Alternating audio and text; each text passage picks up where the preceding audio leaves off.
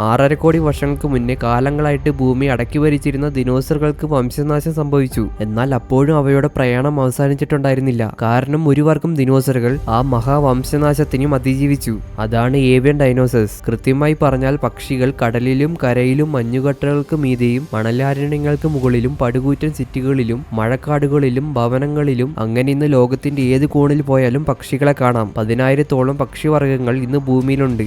ഇത്രയേറെ പക്ഷിവർഗ്ഗങ്ങൾ ഉണ്ടെങ്കിലും ഇവയുടെ പൂർവികരായ ദിനോസറുകളുടെ അത്രത്തോളം തീവ്രമാകാൻ ഇവയ്ക്കൊന്നും തന്നെ സാധിച്ചിട്ടില്ല. എന്നാൽ ദിനോസറുകളുടെ അന്ത്യത്തിന് തൊട്ടു പിന്നാലെ മാംസഭോജികളായ പറക്കാൻ കഴിയാത്ത പുതിയൊരു പക്ഷിവർഗം ഭൂമിയിൽ അവതരിച്ചു. ഏകദേശം ദിനോസറുകളെ പോലെ തന്നെ ഭയാനകമായിരുന്നു ഇവയും. പല കോടി വർഷക്കാലം ഭൂമിയിലുണ്ടായിരുന്നു. ജീവിച്ചിരുന്ന കാലം അത്രയും കരയിലെ ജീവികളുടെ ഒരു പേടി സ്വപ്നം തന്നെയായിരുന്നു ഈ പക്ഷികൾ. കാരണം ഭൂമി കണ്ടിട്ടുള്ള ഏറ്റവും വലിയ കാർണിവോറസ് പക്ഷികളായിരുന്നു ഇത്.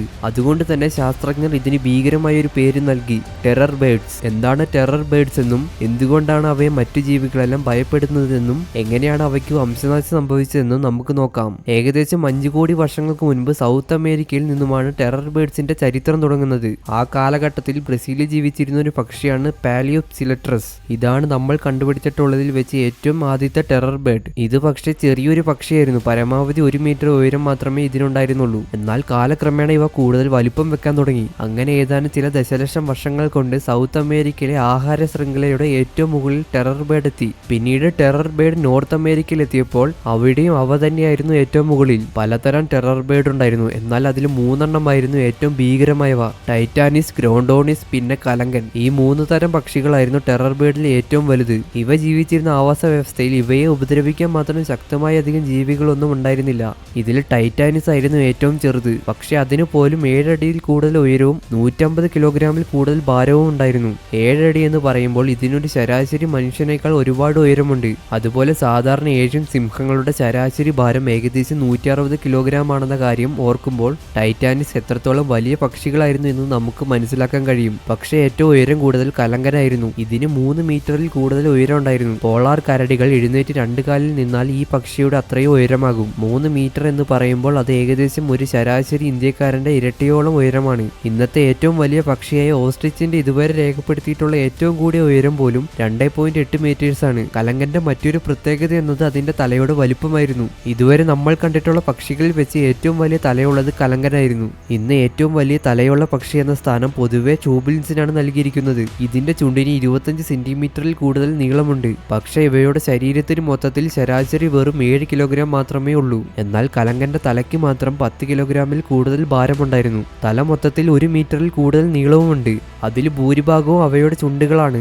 ഈ തടിയൻ ചുണ്ടുകൾ കൊണ്ട് ഒരു കൊത്ത് കിട്ടിയാൽ നമ്മുടെ തലമണ്ട പിളർന്നു പോകുമെന്ന കാര്യം ഉറപ്പാണ്. ശരിക്കും ഇത്രയും വലിപ്പമുള്ള ഒരു പക്ഷിക്ക് മുന്നിൽ ഒരു മനുഷ്യനൊക്കെ വെറും നിസ്സാരമാണ്. വലിപ്പത്തിന് പുറമെ ഈ പക്ഷിക്ക് 250 കിലോഗ്രാമോളം ഭാരവും ഉണ്ടായിരുന്നു. അതായത് ശരാശരി ആഫ്രിക്കൻ സിംഹങ്ങളെക്കാൾ കൂടുതൽ ഭാരം. എന്നാൽ ഭാരത്തിന്റെ അടിസ്ഥാനത്തിൽ ബ്രോട്ടോണിസ് ആയിരുന്നു ഏറ്റവും വലുത്. ഇതിന് ഏകദേശം 400 കിലോഗ്രാമോളം ഭാരം ഉണ്ടായിരുന്നു. പോളാർ ബിയേഴ്സ് കഴിഞ്ഞാൽ പിന്നെ ഇന്ന് ലോകത്തിലെ ഏറ്റവും വലിയ ഇരപിടിക്കുന്ന ജീവികളാണ് സൈബീരിയൻ കടുവകൾ. രേഖപ്പെടുത്തിയിട്ടുള്ള ഏറ്റവും ഭാരം കൂടിയ സൈബീരിയൻ കടുവയ്ക്ക് പോലും ഇതിനേക്കാൾ കുറച്ചുകൂടി ഭാരം മാത്രമേ ഉണ്ടായിരുന്നുള്ളൂ. അപ്പോൾ ഈ പക്ഷികൾ എത്രത്തോളം ഭീകരമായിരുന്നു എന്ന് ചിന്തിച്ചു നോക്കൂ. ഭൂമിയിൽ ഉണ്ടായിട്ടുള്ള കാർണിവോറസ് പക്ഷികളിൽ ഇത് തന്നെയാണ് ഏറ്റവും ഭാരം കൂടിയത്. മൊത്തത്തിൽ നോക്കിയാലും ഭൂമിയുടെ ചരിത്രത്തിലെ ഏറ്റവും ഭാരം കൂടിയ പക്ഷികളിൽ ബ്രോണ്ടോണിസിന് 4ാം സ്ഥാനമാണ്. ഇതിന്റെ ഉയരവും തീരെ കുറവൊന്നുമല്ല. ഇതിന് ഏകദേശം 9 അടിയോളം ഉയരം ഉണ്ടായിരുന്നു. അതായത് കലങ്കനേക്കാളും വെറും 1 അടി കുറവ്. ഇത്രയും വലിപ്പമൊക്കെ ഉണ്ടായിരുന്നെങ്കിലും ഇവയ്ക്ക് വളരെ വേഗത്തിൽ ഓടാൻ സാധിച്ചിരുന്നു. ഏറ്റവും വലിയ ടെറർ ബേർഡിന് പോലും കുറഞ്ഞത് 48 km/h വേഗത്തിലെങ്കിലും ഓടാൻ കഴിഞ്ഞിരുന്നിരിക്കാം എന്നാണ് നിഗമനം. അപ്പോൾ റെക്കോർഡ് ചെയ്തിട്ടുള്ള ഏറ്റവും വേഗത്തിലോടിയ മനുഷ്യനേക്കാൾ കൂടുതൽ വേഗത്തിൽ ഈ ഭീമൻ പക്ഷികൾക്ക് ഓടാൻ സാധിച്ചിരുന്നു. എന്നാൽ കുറച്ചുകൂടി വലിപ്പം കുറഞ്ഞ ചില ടെറർ ബേർഡ്സിന്, ഉദാഹരണത്തിന് പാറ്റഗോണിസ് പക്ഷികൾക്ക് 70 km/h വേഗത്തിൽ വരെ ഓടാൻ കഴിഞ്ഞിരുന്നു. അതായത് ഓസ്ട്രിച്ചിന്റെ അത്രയും വേഗത്തിൽ. പക്ഷെ അതിലുള്ള വ്യത്യാസം എന്നത് ചീറ്റകൾ പോലെയുള്ള പ്രൊഡക്റ്റേഴ്സിൽ നിന്നും ഓടി രക്ഷപ്പെടാൻ വേണ്ടിയിട്ടാണ് ഓസ്ട്രിച്ചുകൾ ഇത്രയും വേഗത്തിൽ ഓടുന്ന തരത്തിൽ പരിണമിച്ചത്. എന്നാൽ ടെറർ ബേർഡ് ആണെങ്കിൽ അത്തരം പ്രൊഡക്റ്റേഴ്സിനെ നിഷ്പ്രയാസം ആഹാരമാക്കും. ഇവ ഇര പിടിക്കുകയും അതേസമയം മറ്റു ജീവികൾ പിടിച്ച ഇരകളെ മോഷ്ടിക്കുകയും അതുപോലെ ചത്ത ജീവികളെ ആഹാരമാക്കുകയും ചെയ്തിരുന്നു എന്നാണ് കരുതുന്നത്. ഇവ ഇര പിടിക്കുന്ന രീതി ശരിക്കും ഭീകരമാണ്. വലിയ ടെറർ ബേർഡ്സിനെല്ലാം ഭീകരമായ നീളമുള്ള ചുണ്ടുകളുണ്ടെങ്കിലും അത് വെച്ച് മറ്റു മാംസഭോജികളെ പോലെ ശക്തമായിട്ട് കടിക്കാനൊന്നും ഇവയ്ക്ക് കഴിയില്ല. അതിനു പകരം ഈ കൂർത്ത വളഞ്ഞ ചുണ്ടുകൾക്ക് മറ്റൊരു പ്രത്യേകതയുണ്ട്. എന്താണെന്നാൽ സാധാരണ പക്ഷികളുടെ ചുണ്ടുകൾ എന്നത് അവയുടെ തലയോട്ടിയുടെ കൂടെ ചേർന്നിരിക്കുന്നതാണ്. എന്നാൽ ടെറർ ബേർഡ്സിന്റെ ചുണ്ടുകൾ ശരിക്കും അവയുടെ തലയോട്ടിയുടെ ഭാഗം തന്നെയായിരുന്നു. അതുകൊണ്ട് വളരെ വളരെ ശക്തമായിട്ട് ഇവയ്ക്ക് കൊത്താൻ കഴിയും. അങ്ങനെ ഇരകളെ ചറപറന്ന് കൊത്തും. ആ കൊത്തിൽ തന്നെ ഇര ഒരു പരുവമായിട്ടുണ്ടാകും. അതിനു പിന്നാലെ അവയുടെ ബലിഷ്ഠമായ കാലുകൾ കൊണ്ട് ഇരയെ ചവിട്ടി മെതിക്കുകയും ചെയ്യും. എന്നിട്ട് ഇരയെ ചുണ്ടുകളിൽ എടുത്ത് ശക്തമായിട്ട് കുടയുകയും ശേഷം തൂക്കിയെടുത്ത് തറയിലടിക്കുകയും ചെയ്യും. അപ്പോഴേക്കും ഇര ചമ്മന്തിയായിട്ടുണ്ടാകും. അങ്ങനെ പിടിക്കുന്ന ഇരയെ ചമ്മന്തിയാക്കിയിട്ടാണ് ടെറർ ബേർഡ്സ് ഭക്ഷിച്ചിരുന്നത്. അതിനു പുറമെ കാലുകളിൽ 10 സെന്റിമീറ്ററിൽ കൂടുതൽ നീളമുള്ള വളരെ കൂർത്ത നഖങ്ങളും ഉണ്ട്. അതുപയോഗിച്ച് ഇരകളെ നിഷ്പ്രയാസം വലിച്ചു കീറാനുമാകും. ഇത്തരം ഇര പിടിക്കുന്ന വിദ്യകൾ ഇന്നും പലതരം പക്ഷികൾ ഉപയോഗിക്കുന്നുണ്ട്.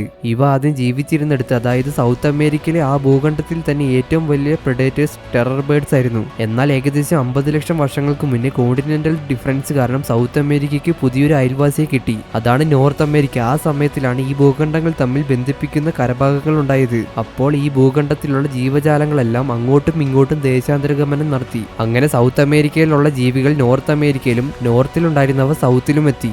സൗത്ത് അമേരിക്കയിൽ വലിയ പ്രെഡേറ്റേഴ്സ് ഒന്നും ഉണ്ടായിരുന്നില്ല. അതുകൊണ്ട് തന്നെ നോർത്തിൽ നിന്നും സൗത്തിലെത്തിയ സസ്തനികൾ സൗത്തിൽ ശരിക്കും സമ്പന്നമായിട്ട് വളർന്നു. കാലക്രമേണ അവ വിവിധ തരങ്ങളായിട്ട് പരിണമിക്കുകയും ചെയ്തു. ശരിക്കും ഇന്ന് സൗത്ത് അമേരിക്കയിലുള്ള പകുതിയിലും കൂടുതൽ സസ്തനികളും പണ്ട് നോർത്ത് അമേരിക്കയിൽ നിന്നും വന്ന ജീവിത രീതികളിൽ നിന്നും പരിണമിച്ചവയാണ്. പക്ഷെ നോർത്ത് അമേരിക്കയിൽ ധാരാളം വലിയ പ്രൊഡക്റ്റേഴ്സ് ഉണ്ടായിരുന്നു. അതുകൊണ്ട് തന്നെ സൗത്ത് അമേരിക്കയിൽ നിന്നും നോർത്തിലോട്ട് പോയി ജീവികളൊന്നും അധികകാലം അതിജീവിച്ചില്ല.